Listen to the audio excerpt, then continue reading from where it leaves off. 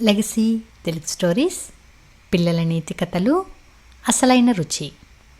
అవంతిపురాన్ని భోజన ప్రియుడైన మహేంద్రవర్మ పరిపాలించేవాడు. ప్రపంచంలోని రకరకాల ఆహార పదార్థాలను రుచి చూడాలన్న ఆశతో దేశ విదేశాల నుంచి పేరు మోసిన వంటగాళ్లను రప్పించాడు.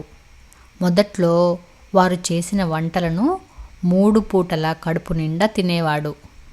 కానీ కొంతకాలానికే రాజుకు అవి రుచిగా అనిపించలేదు.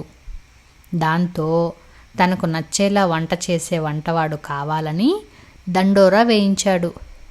మరుసటి రోజు రాజు గురించి అంతా తెలిసిన నరేంద్రుడు మహేంద్రవర్మ వద్దకు వెళ్ళాడు. ప్రభూ, నేను ఓ దుంపల కూర చేస్తాను. అది మహారుచిగా ఉంటుంది. కానీ అది కేవలం అడవిలో మాత్రమే దొరుకుతుంది. వాటిని కోసిన వెంటనే వండాలి. మీరు నాతో పాటు రావాల్సి ఉంటుంది అన్నాడు. దానికి రాజు సరేనని తన అంగరక్షకులతో పాటు నరేంద్రుడిని అనుసరించాడు. కాస్త దూరం గుర్రాల మీద వెళ్ళిన తరువాత ముందున్న దారంతా పొదలు, రాళ్ళు, రప్పలతో నిండి ఉంది. చేసేది లేక వారంతా గుర్రాలు దిగి నడక ప్రారంభించారు. కాసేపటి తర్వాత, నరేంద్ర, నేనింక నడవలేను. ఇప్పటికే నాకు ఆయాసం వస్తోంది. పైగా విపరీతంగా ఆకలేస్తోంది అన్నాడు రాజు.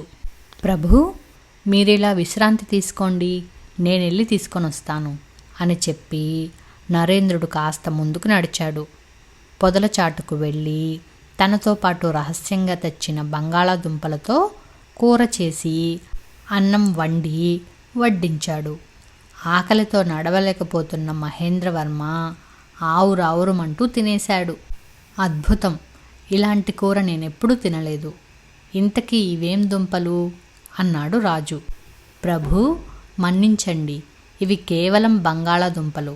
మీరు బాగా నడవడం వల్ల అలసిపోయారు. పైగా ఆకలితో ఉన్నప్పుడు తిన్నారు కాబట్టే ఈ కూర మీకు చాలా రుచికరంగా అనిపించింది.